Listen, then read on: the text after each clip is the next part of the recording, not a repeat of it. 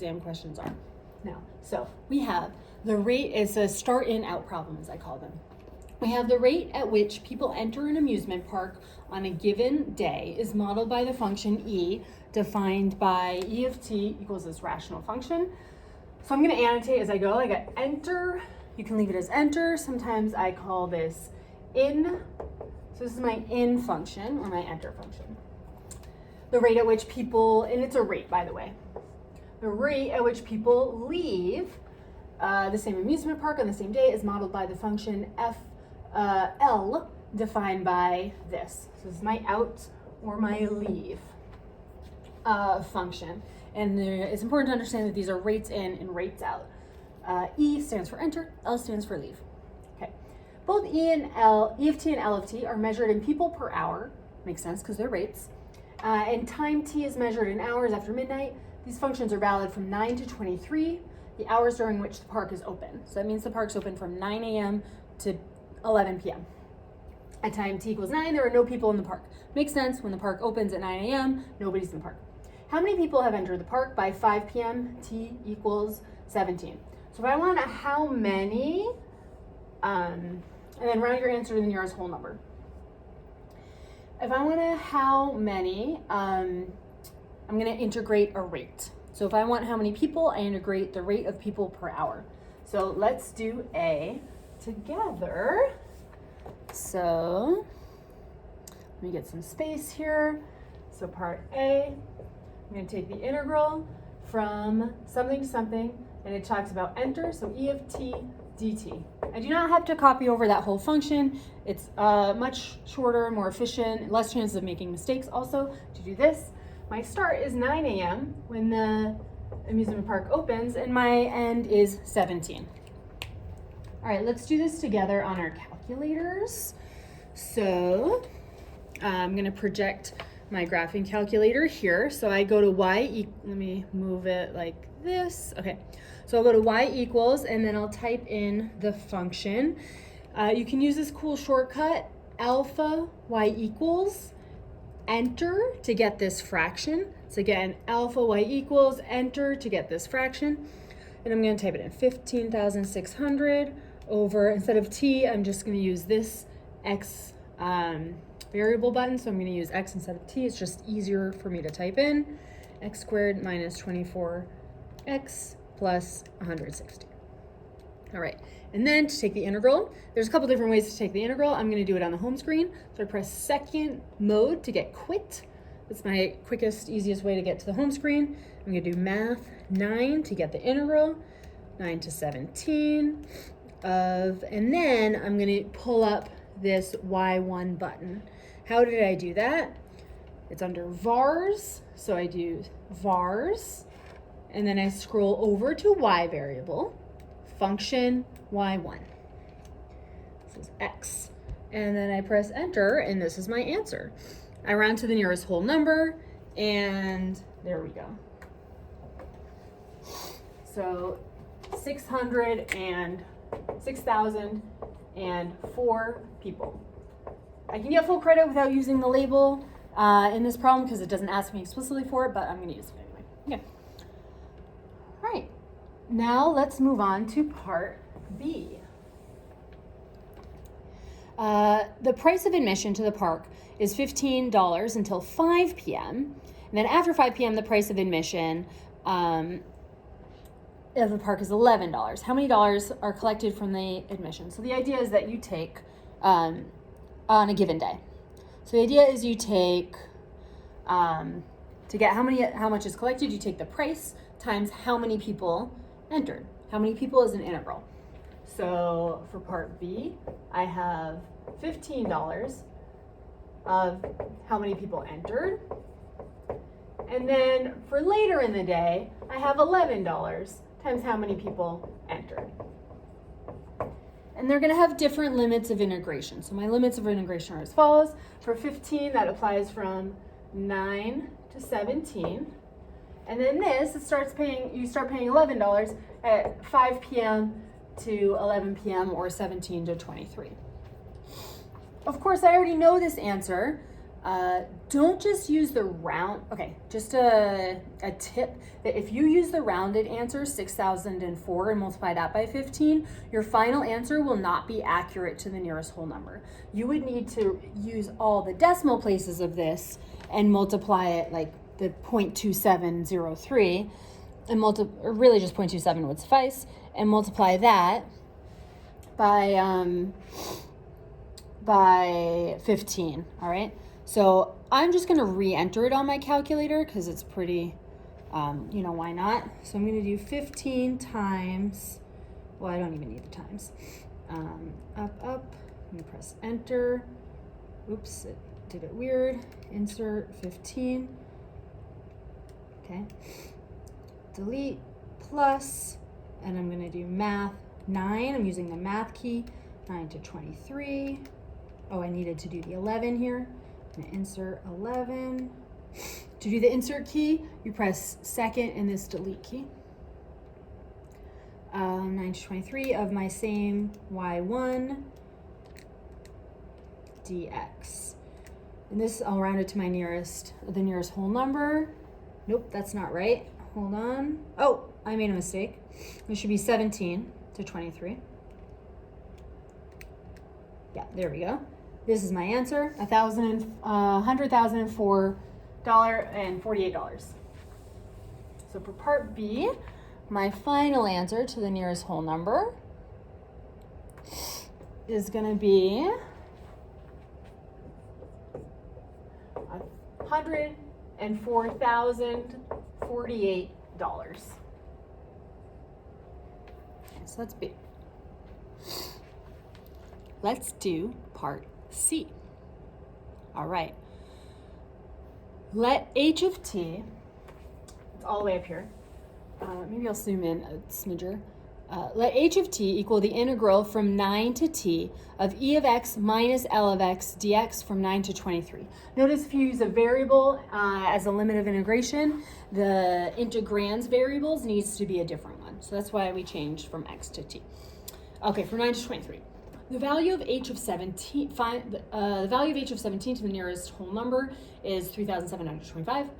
Find the value of h prime of 17 and explain the meaning of h of 17 and h prime of 17 in the context of the amusement park. So there's basically 3 questions in one here. I'm going to start with the computation one. So I'm going to start here. I'm going to start by just relisting down here what h of t is the integral from 9 to t of e of x minus L of x dx. Okay, so when I take the derivative of an integral, that's called the fundamental theorem of calculus, or FTC, case 2.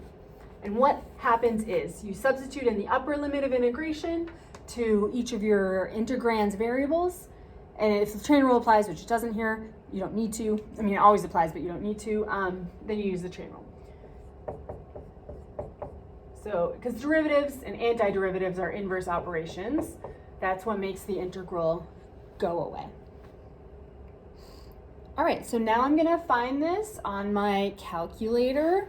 So let me show you the best way to do it on your calculator. We haven't entered L1 into our, oh, actually before I do that, because I need to do it at 17, right? So let me write one more thing. H prime of 17 equals E of 17 minus L of 17. All right. So now let me show you how I do it on my calculator. There's different ways to get values on your calculator. I'm going to show you how to use the table function to get it.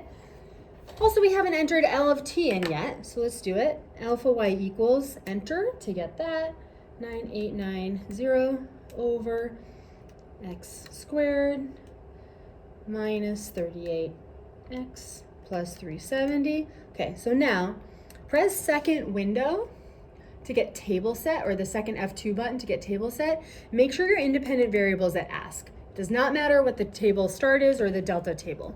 It does not matter here. It does not matter. So now that that's set up, you only need to do this one time, by the way. The next step you're gonna have to do every time you do one of these problems.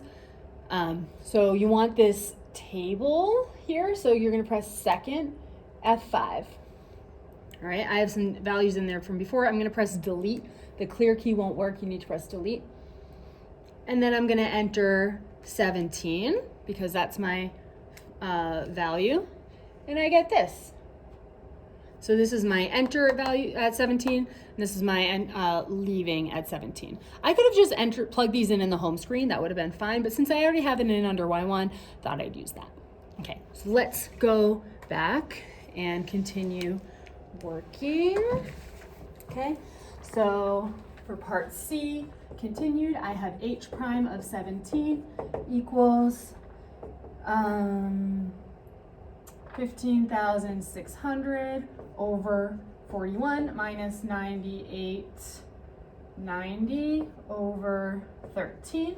Okay, I can totally leave it like that for full credit. Because I'm gonna have to interpret the meaning of it, I'm just enter this into the home screen of my calculator to get a decimal equivalent. It's gonna be easier to include in my sentence. Also, I wanna know if it's positive or negative. That's gonna help me write my sentence as well. So it's negative 380.281.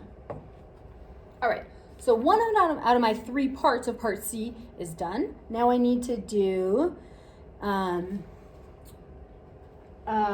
check, explain the meaning of H of 17. I'm gonna do that next. So I know that it tells me in part C, H of 17 is 3,725. So H of 17 means an H of 17 is an integral. So anytime you integrate a rate, that's a how many, a number, an amount. These are all words you could use. You could say how many people, an amount of people. I'm going to write the number of people means the number of people. This takes into account both entering and leaving. So that's just in the park, not the number of people who enter, not the number of people who leave, number of people in the park. Is 3,725. I already labeled it number of people, so I'm good. This would not be full credit. Why not? Because I haven't interpreted the 17 part.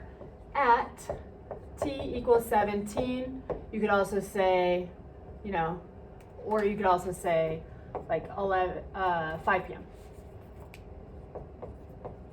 Either one of these is good. Both are not required. So that's the meaning of H of 17. Now I'm going to do H prime of 17.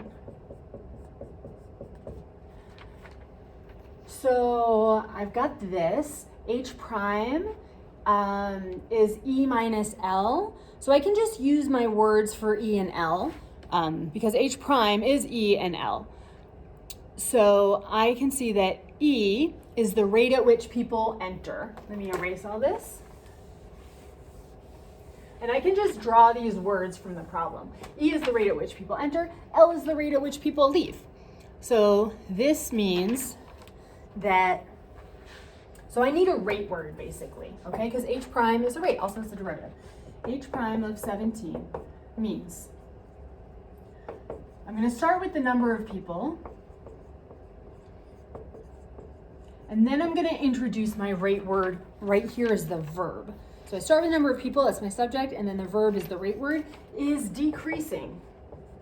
You'll see, I'll say why it's decreasing in a second. Yeah, I could say in the park, if you want in the park. Okay, is decreasing at a rate of, and then you use your number that you found, 380.281 people per hour. Why did I use decreasing? Because this number is negative. So the rate's decreasing. All right, so that's part C. Part D is fairly involved. Okay, let's read it. At what time t, for 9 to 23, does the model predict that the number of people in the park is at a maximum? Okay, maximum. So I'm going to use, for part D, I'm going to keep this around. So the number of people is the integral from 9 to t, 9 to t of e of x minus L of x dx. This is straight from part C. They actually gave it to us, which is nice. They don't always do that on the AP exam. Yeah. So to find a maximum, here's how my brain thinks. I want to think, is this relative or local, or is this absolute? Which one is it? Because there's different processes for each one. If it just says a maximum and it doesn't use the word relative or local, it's talking about an absolute. So here's the process for absolute. I need to set my derivative. I'm just going to call it f prime because I'm talking generally, equal to 0 in D and E. Okay? And my candidates are also my endpoints. These are my candidates. Okay? And then I have my test. My test is going to be a table of x, f of x. I'm going to take all my candidates and substitute them in. And whichever one gives me the greatest value here, this is where my maximum occurs. This is my maximum, this is where my maximum occurs. This is general. Obviously, I don't have an F or an X in this problem. I have H's and T's and E's and L's, but this is generally my thought process. All right. Okay, so I'm gonna, for a maximum, I need to start by taking the derivative and set it equal to 0. H prime of t equals E of t minus L of t. 0 equals E of t minus L of t, because I set my derivative equal to 0. How I solve this, I'm gonna add L of t to both sides and do L of t equals E of t. Yep, I'm gonna do L of t equals E of t. And then I have a graphing calculator, so I'll show you how I find that in the graphing calculator. I'm gonna graph it and then find my point of intersection, okay? So I'm gonna erase this. Point or points. In this case, I only have one, but let's do that, okay? All right, so I've already got this here. I'm gonna change my window from 0 to, well, actually 9 to 23 is good, okay? My scale, I'll keep it as 1. My y min, my y max, I'm gonna make my y max 20,000. That might be comically large, but I see the 15,600 as a numerator. I'm just gonna guess that. I'm gonna press graph. Yep, comically large. Okay, let me redo my max. I could zoom in, but I'm just gonna redo my max. I'm gonna make it 1,000 window. Okay, great, perfect. So here's how I find my point of intersection. I only have one. See where it says calculate here? A lot of times from the graph, we use this button. There's a lot of good things. So I need to press second, F4 to get calculate. I'm gonna do a point of intersection. So I scroll down to 5, I press enter. I could also just press the number 5. Here, I'll go like this. Hi. Now, you wanna use your left and right keys to make sure you're around the point of intersection. You can try to get right on top of it, but I'll just go near it and you'll see that that works fine. This is my first curve, so press enter. This is my second curve, enter. I guess I could get closer, but it's not necessary. And that's it. So basically I press enter 3 times. So I did second, calculate, that's my F4 button, okay? And then I went down to 5 and then enter, enter, enter. And for us, it's only the X value that's gonna carry meaning. So I'm gonna go write this. Where do I write my candidates? In my table. So I'm gonna make a table now that I have T, and then I have H of T. Maybe I'll make my table a little straighter. Okay, I'm gonna leave a blank here in a second. For a reason. So 15.795. It's also fine to do 16.794 and truncate instead of round.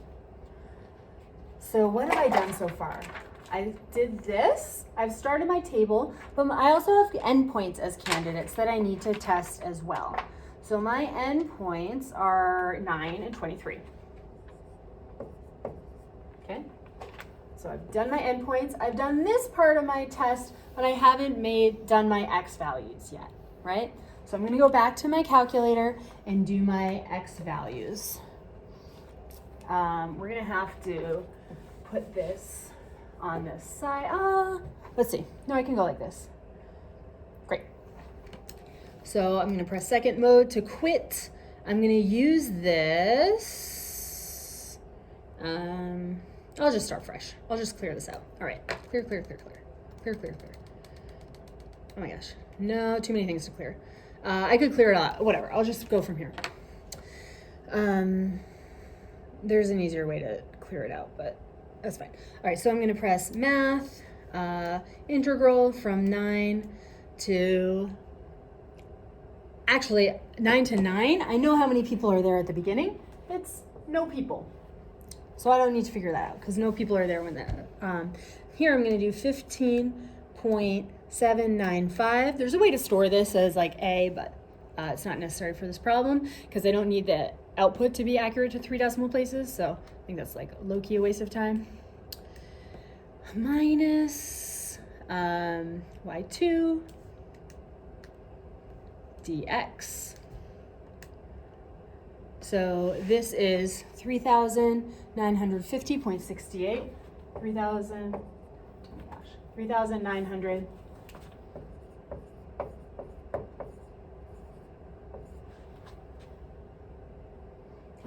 Then I'm going to do the same thing ending at 23. So how many people, maybe it's at the end of the park that the absolute maximum occurs, okay? Who knows? Let's see. 23. Enter. So at the end of the day, just one person's in the park. That's crazy. 1.014 if I round, okay? So what does this mean? That the answer to my problem is... this is my justification, by the way, this chart. So the rubric has a justification point. You do not need words in this case for justification. You do need to show this chart. Well, I mean, there's different ways to do it, but like I think the best way is to show this chart as the justification and not use any words. So the number of people is at a maximum. So you look at the outputs, which one's the biggest number? It's here. And the question says, at what time? So I do the time. So t equals 15.795. And that would be like hours into the day if you wanted to. Hours after midnight. So almost 4 p.m., like 3:48, something like that, you would have the most number of people in the park. So yeah, hopefully this was helpful for this problem. And I'll see you later. Bye.